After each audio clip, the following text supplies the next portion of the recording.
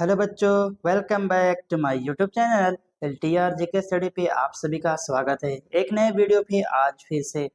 मेरा नाम है कलाम और आप देख रहे हैं LTR GK study YouTube channel. चलिए बच्चों, आज हम बताने वाले हैं, कल हम लोगों ने बात किया था सामाजिक विज्ञान यानी भूगोल क्लास 8 का हम लोगों ने विस्तार पूर्वक चल रहे थे, जो कि हमारा फर्स्ट चैप्टर था, वो है संसाधन। हम लोगों ने कल संसाधन के कुछ भाग को क्लियर किए थे यानी एनालिसिस किया था, उनके बारे में जाने थे। चलिए आज हम लोग बताते हैं, थोड़ी सी उसकी रिकॉल कर लेते हैं। हम लोगों ने कल क्या क्या विस्तार से जाना था उसके थोड़ा सा रिकॉल कर लेते हैं।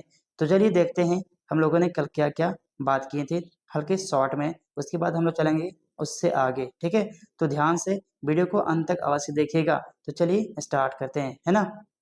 चलिए पहला बात जानते हैं, हम लोगों ने यहाँ पर कंप्लीट कर चुके थे। उसके बाद हम लोगों ने जाना था संसाधन क्या है, संसाधन किसे कहते हैं, इसके बारे में विस्तार से हम लोगों ने देख लिया था। उसके बाद हम लोगों ने बात किया था संसाधन की परिभाषा, ये भी हमारा कर चुके थे कल। अगर बच्चों आप हमारे फर्स्ट पार्ट यानी कि इसका ये सेकंड पार्ट है, आप अगर फर्स्ट पार्ट नहीं देख पाए हैं तो वहां जाकर के देख लीजिएगा। आपको ग्रुप में यानी कि डिस्क्रिप्शन में लिंक दे दिया जाएगा, आप वहां से भाग यानी कि पार्ट 1 देख लीजिएगा। तो कुछ लोगों ने संसाधन के बारे में कहा था, जो कि स्मिथ और फिलिप्स थे, इनके बारे में भी हम लोगों ने कल चर्चा कर लिए थे। उसके बाद है संसाधन के प्रकार। संसाधन के दो प्रकार, प्राकृतिक संसाधन और मानवीय संसाधन, इनके बारे में हम लोगों ने कल चर्चा कर चुके थे। इनको विस्तार से अभी चलेंगे, है ना, देखते रहिए आराम से। उसके बाद है उपयोग, हम लोगों ने कल कर चुका था, उपयोग कर लिए थे। उसके बाद था हमारा प्रयोजकता, ये प्रयोजकता किसे कहते हैं इसके बारे में हम लोगों ने कल विस्तार से कर लिए थे। उसके बाद मूल्य भी हम लोगों ने विस्तार से देख लिया था, मूल्य के बारे में जान लिए थे। चलिए आगे देखते हैं हम लोगों ने कहाँ तक कल किया था। तो बच्चों बता दिया आप सभी को, कल हम लोगों ने पेटेंट भी देख लिया था। पेटेंट उस वीडियो में आपको मिल जाएगा। और प्रौद्योगिकी यहाँ तक हम लोगों ने कल कर चुके थे, यहाँ तक हम लोगों का कल का क्लास जो था वो क्लियर हो चुका था।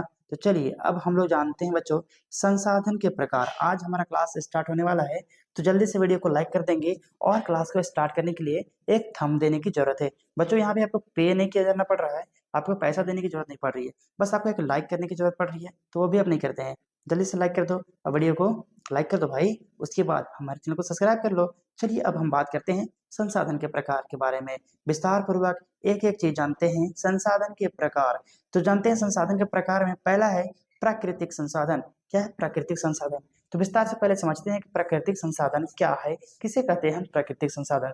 तो समझ लो सीधा बात कि प्राकृतिक संसाधन को कब कैसे कहेंगे, किसे कहेंगे, जो हमें डायरेक्टली प्रकृति से मिलता हो, सीधे हमको डायरेक्टली प्रकृति से मिलता हो, हम उसे ही संसाधन कहेंगे, है ना। क्या कहेंगे, उसी को हम संसाधन कहेंगे। तो चलिए देखते हैं, जो संसाधन प्रकृति से प्राप्त होते हैं, कहाँ से, जो संसाधन प्रकृति से प्राप्त होते हैं और अधिक संशोधन के बिना, यानी कि उनमें कोई संशोधन ना हो, बहुत ही कम संशोधन किया जाता है, मिलावटी बहुत कम होता है, उसी को बोल रहा है अधिक संशोधन के बिना उपयोग में लाए जाते हैं, उपयोग में लाए जाते हैं, प्राकृतिक संसाधन कहलाते हैं। वही डायरेक्टली जो हम यूज कर लेते हैं वो प्राकृतिक संसाधन कहलाते हैं। जैसे में वायु, वायु जिसमें हम सांस लेते हैं, हम क्या करते हैं, सांस लेते हैं, उसमें कोई मिलावटी नहीं, डायरेक्टली हम उसका उपयोग कर रहे हैं।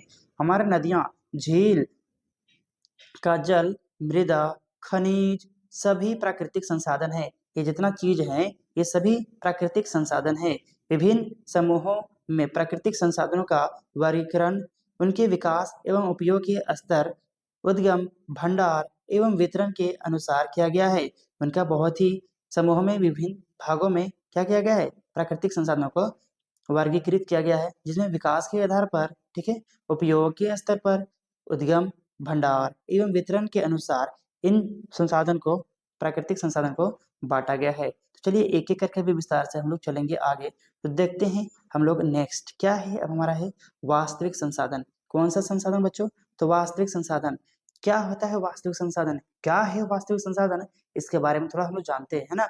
तो वे संसाधन, कौन से संसाधन, वे संसाधन जिनकी मात्रा हम ज्ञात कर सकते हैं, उनकी मात्राओं को हम ज्ञात कर सकते हैं, उन संसाधनों का इस समय उपयोग किया जा रहा है। क्या कहा जा रहा है, इस समय इसका उपयोग किया जा रहा है। जैसे में महाराष्ट्र के दक्कन के पठार, काली मिट्टी के भरपूर निक्षेपण सभी वास्तविक संसाधन है। जो महाराष्ट्र की दक्कन की पठार है, वो काली मिट्टी के भरपूर निक्षेपण सभी वास्तविक संसाधन है। क्या है? ये सब वास्तविक संसाधन है। अब संभावित संसाधन क्या है, इसके बारे में थोड़ी चर्चा करते हैं।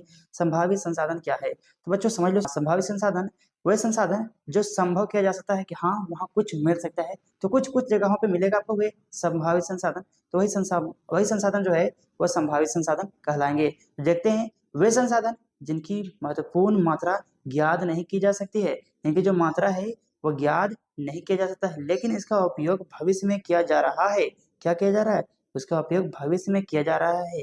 लद्दाख में पाया गया यूरेनियम, कहाँ पे? लद्दाख में पाया गया जो यूरेनियम है वह संभावित संसाधन का एक उदाहरण है। कौन सा? लद्दाख में जो यूरेनियम पाया गया वह संभावित संसाधन, संभव किया गया उसमें संभावित संसाधन का उदाहरण है, जिनका उपयोग भविष्य में किया जा सकता है। अभी नहीं, लेकिन भविष्य में उनका उपयोग किया जा सकता है ना।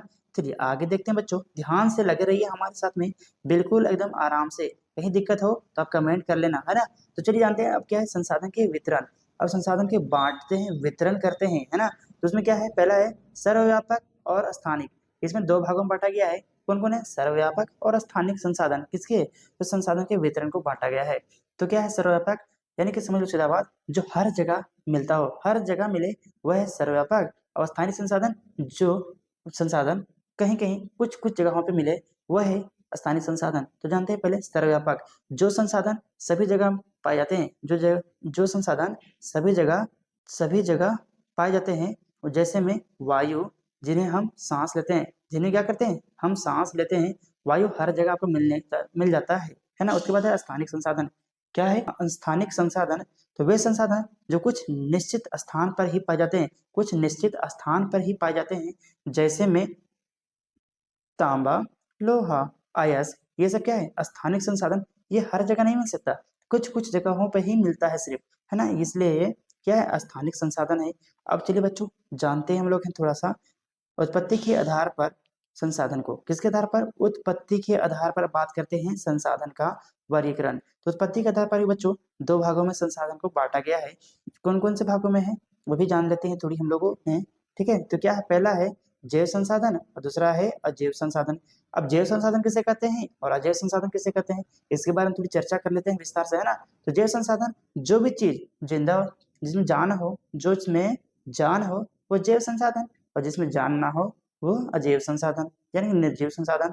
देखिए जैव संसाधन सजीव वस्तु होते हैं, यानी कि जिंदा चीज सजीव वस्तु होते हैं, जैसे में पौधे, जंतुओं, ये क्या है? आदि, ये सब क्या है?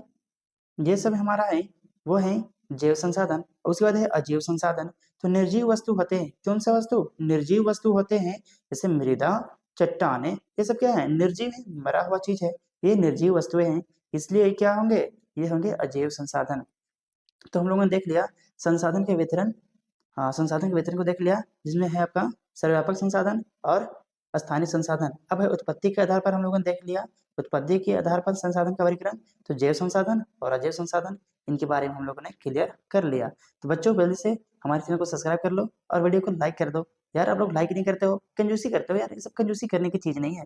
आपको लाइक करना चाहिए भाई, बताते रहे हो आपको, मैंने इतना मेहनत कर रहा हूँ आपके लिए, आपने एक लाइक नहीं कर सकते हो? क्यों? अगर पैसा देकर पे करके पढ़ रहे हो तो आप वहाँ पे लाइक करोगे, लेकिन यहाँ आप फ्री को पढ़ा रहे हैं, कोई पैसा नहीं दिया जा रहा, फिर भी आप लाइक नहीं करते हो, कंजूसी मत करो। चलो आगे जल्दी से लाइक कर दो। अब चलते हैं हम लोग प्राकृतिक संसाधन के विस्तृत रूप। किनके बारे में जानेंगे? प्राकृतिक संसाधन के विस्तृत रूप के बारे में जानते हैं। प्राकृतिक संसाधन के विस्तृत रूप हैं दो प्रकार। वो कौन कौन से हैं? पहला है नवीकरणीय और दूसरा है अनवीकरणीय संसाधन। तो ये क्या है? प्राकृतिक संसाधन के विस्तृत रूप हैं, दो रूप में बांटा गया है। पहला है नवीकरणीय संसाधन और दूसरा है अनवीकरणीय संसाधन। जानते हैं पहले नवीकरणीय संसाधन किसे कहते हैं, उसके बाद जानेंगे अनवीकरणीय संसाधन किसे कहेंगे बच्चों। तो आप आराम से बिल्कुल, अगर ना समझ में आए तो कमेंट कर देना, और ना समझ में आए तो दो बार देख लेना वीडियो को, क्या दिक्कत है? आपके पास तो है ऑलरेडी। अगर आप पे किए हुए रहते हैं तो उसमें डेट रहता है कि भाई इतना से इतना तुम देख लोगे तो ठीक है, और वरना आपका ये अनइंस्टॉल कर दिया जाएगा। लेकिन आपके यहाँ पे कुछ नहीं है, आपको डायरेक्टली पूरा देखने के लिए मिलेगा, आराम से देखते रहिए, है ना। तो वे संसाधन, अब बात करते हैं नवीकरणीय संसाधन। तो समझते हैं पहले नवीकरणीय संसाधन के बारे में, है ना। तो नवीकरणीय संसाधन उसे कह सकते हैं जो दोबारा बनाया जा सकता है, दोबारा उपयोग में लाया जा सकता है। अगर कोई भी चीज हम यूज किए उसको हम दोबारा उपयोग भी ला सकते हैं, तो वही होगा हमारा नवीकरणीय संसाधन। तो जो आगे बात करते हैं, वे संसाधन जो शीघ्रता से नवीकृत अथवा पुनः निर्मित हो जाता है, यानी कि शीघ्रता से नवीकृत या पुनः निर्माण, दोबारा निर्माण किया जा सकता है। इसमें से कुछ असीमित है। क्या है? इसमें से कुछ जो है वो असीमित है, सीमित उनकी नहीं है और उन पर मानवीय क्रियाओं का प्रभाव नहीं पड़ता। जो मानव की क्रिया है उनमें प्रभाव नहीं पड़ता। जैसे में सौर और पवन। सौर मतलब समझते हैं सूर्य की जो रोशनी है उन पर, और पवन यानी कि हवा पर मानव की कोई क्रिया का प्रभाव नहीं पड़ता है। ऊर्जा नवीकरणीय संसाधन है। वो क्या है? नवीकरणीय संसाधन है। जैसे में मिट्टी, क्या है? जल, मृदा, वन का लापरवाही से किया गया उपयोग उनके भंडार को प्रभावित कर सकता है। ये सब क्या है? खत्म होने वाली चीजें है। ये आपको भंडार जो है वो उपयोगी हैं, लेकिन क्या है? ये आपके भंडार में प्रभावित कर सकता है। लेकिन जो पवन है और सूर्य है इनमें मानव कभी भी प्रभावित नहीं कर सकता है। चलिए अब हम लोग जानते हैं अनवीकरणीय संसाधन के बारे में। अनवीकरणीय संसाधन किसे कहते हैं? क्या होती है ये अनवीकरणीय संसाधन? तो वे संसाधन है जिनका भंडार सीमित है। क्या ये खत्म होने की कगार पर चीज है? इनका भंडार सीमित होता है। ये भंडार एक बार समाप्त होने के बाद उनके नवीनीकृत यानी कि दोबारा बनने के लिए, उनके नवीनीकृत अथवा पुनः पूर्णित होने के लिए हजारों साल, कितने? हजारों वर्ष लग सकते हैं। नवीकरणीय संसाधन कहलाते हैं। जैसे में आपका आता है कोयला, पेट्रोल एवं प्राकृतिक गैस, जो मानव जीवन की अवधि से बहुत अधिक है, यानी कि मनुष्य की जो जीवन अवधि है उससे बहुत अधिक है, इनकी बनने में टाइम लग जाता है ना। तो चलिए अब हम लोग चलते हैं नेक्स्ट आगे बात करते हैं संसाधन का वितरण। फिर हम लोग बात कर रहे हैं संसाधन का वितरण। अभी हम लोगों ने जस्ट एक और बात की संसाधन का वितरण, अब फिर बात करते हैं संसाधन के वितरण के ही बारे में। तो क्या था संसाधन के वितरण? हम लोग बात किए थे सर्वव्यापक संसाधन और स्थानीय संसाधन। फिर से आ रहा है हमारा वही चीज, जो संसाधन सभी जगहों पे पाए जाते हैं वो क्या है? सर्वव्यापक संसाधन। जैसे में वायु जिसमें हम सांस लेते हैं, और स्थानीय संसाधन वे संसाधन कुछ निश्चित स्थान पे पाए जाते हैं, जैसे धातु और लोहा, अयस्क। ये सब क्या है? स्थानिक संसाधन है। चलिए अब थोड़ी सी कुछ और बातें जान लेते हैं विस्तार से। प्राकृतिक संसाधन का विवरण भूभाग, जलवायु, ऊंचाई जैसे अनेक भौतिक कारकों पर निर्भर करता है। कहाँ?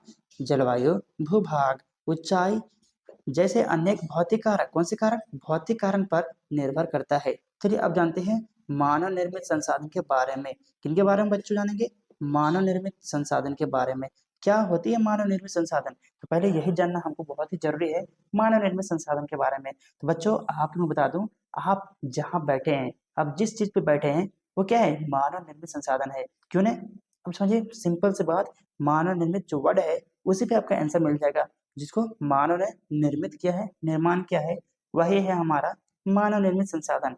तो बच्चों आप जिस जो बैठे हैं यानी कि चेयर में बैठे हो, तो क्या है? मानव निर्मित संसाधन है, उसको मनुष्य ने बनाया है। आप जिस फोन से मेरे वॉइस को देख रहे हो, मेरे वीडियो को देख रहे हो, वो भी क्या है? एक मानव निर्मित संसाधन है, जो कि मनुष्य ने उसको बनाया है। तो क्या है? मानव निर्मित संसाधन का एक उदाहरण है, जैसे कॉपी, कलम, टेबल, बेंच, ये सारा कुछ घर आप जिस छाया पर रह रहे हैं वो सब क्या है? मानव निर्मित संसाधन के उदाहरण है। तो चलिए जानते हैं मानव निर्मित। और कभी कभी प्राकृतिक पदार्थ तब संसाधन बनता है, तब संसाधन बन जाते हैं जब उनका मूल्य क्या? लो अयस उस समय तक संसाधन नहीं बनता। कौन सा? लो अयस तब तक संसाधन नहीं बनता जब तक वो लोहा ना बन जाए, है ना। वही जितना है, जब तक मानव के उससे लोहा बनाना ना सीखा था, नहीं सीखे थे, तब तक वो क्या संसाधन नहीं था। कौन? लो अयस्क नहीं था संसाधन उस टाइम। लेकिन जब मनुष्य ने लो अयस्क के लोहा बनाना सीख गया, तो जो लोहा है वो हमारे संसाधन के लिए उपयोग आने लगा। तो मानव प्राकृतिक संसाधन क्या? मानव प्राकृतिक संसाधन का उपयोग पुल, सड़क, मशीन एवं वाहन बनाने में करते हैं। कहाँ कहाँ करते हैं बच्चों? तो पुल बनाने में, सड़क बनाने में, मशीन बनाने में, वाहन बनाने में करते हैं उपयोग प्राकृतिक संसाधन का, जो मानव निर्मित संसाधन के नाम से जाने जाते हैं। किनके नाम से? उसको मानव निर्मित संसाधन के नाम से जाना जाता है। प्रौद्योगिकी भी एक मानव निर्मित संसाधन है। कौन सा? प्रौद्योगिकी यानी कि मशीनरी जो है वो मानव निर्मित संसाधन कहलाता है। चलिए अब हम लोग बात कर लेते हैं थोड़ी सी विस्तार से। अब थोड़ी चर्चा करते हैं मानव संसाधन के बारे में। किसके बारे में चर्चा करते हैं बच्चों? मानव संसाधन के बारे में बात करते हैं। तो मानव संसाधन कैसे हो सकता है, क्या है मानव संसाधन, इसके बारे में अभी हम लोग जाना है। मानव निर्मित संसाधन, अब जानते हैं मानव संसाधन। तो लोग और अधिक संसाधन बनाने के लिए, लोग और अधिक संसाधन बनाने के लिए प्रकृति का सबसे अच्छा उपयोग तभी कर सकते हैं। किसका? प्रकृति का सबसे अच्छा उपयोग तभी कर सकते हैं जब उनके पास ऐसा करने के लिए ज्ञान होगा, कौशल होगा तथा प्रौद्योगिकी होगा, उपलब्ध होंगे। क्या क्या? ज्ञान होना चाहिए उसके लिए, कौशल होना चाहिए, ज्ञान मतलब नॉलेज होना चाहिए, और स्किल होना चाहिए, और टेक्नोलॉजी उपलब्ध हो, तो ही उनको सही से उपयोग किया जा सकता है। मानव संसाधन किसी भी संगठन की अवधि, मानव संसाधन किसी भी संगठन की अवधि अत्यधिक अत्यधिक महत्वपूर्ण संपत्ति होता है। कौन? मानव संसाधन। किसी भी संगठन की क्षमता, किसी भी संगठन की क्षमता व प्रभाविकता उनके मानव संसाधन के प्रभावी उपयोग पर अधिक निर्भर करता है। इस संसाधन की इस संसाधन की महत्ता को ध्यान में रखते हुए, किनको? महत्व को ध्यान में रखते हुए यह आवश्यक है कि क्या? यह आवश्यक है कि इसके विकास के लिए पर्याप्त ध्यान देना होगा। किनको? मानव संसाधन को पर्याप्त ध्यान देना होगा, है ना बच्चों? चलिए आगे देखते हैं। अब कुछ चैप्टर हमारे बचे हैं, कुछ पॉइंट्स हैं, उसके बाद हमारे ये चैप्टर क्लोज हो जाएंगे। आज खत्म कर देंगे इस चैप्टर को हम लोगों ने। ठीक है, तो क्या है मानव संसाधन विकास। अब क्या है मानव संसाधन विकास, किसे कहते हैं, इसके बारे में थोड़ा चर्चा करते हैं। अधिक संसाधनों के निर्माण, क्या है? अधिक संसाधनों के निर्माण में समर्थन होने के लिए लोगों की कौशल में सुधार करना ही मानव संसाधन विकास है। मानव को संसाधन में बनाने के लिए विकास की जरूरत है, डेवलपमेंट करने की जरूरत है। उनको कौशल देंगे, तरीका बताएंगे, स्किल देंगे, तो होंगे मानव संसाधन विकास। तो चलिए अब हमारा है संसाधन का संरक्षण भी जरूरी है।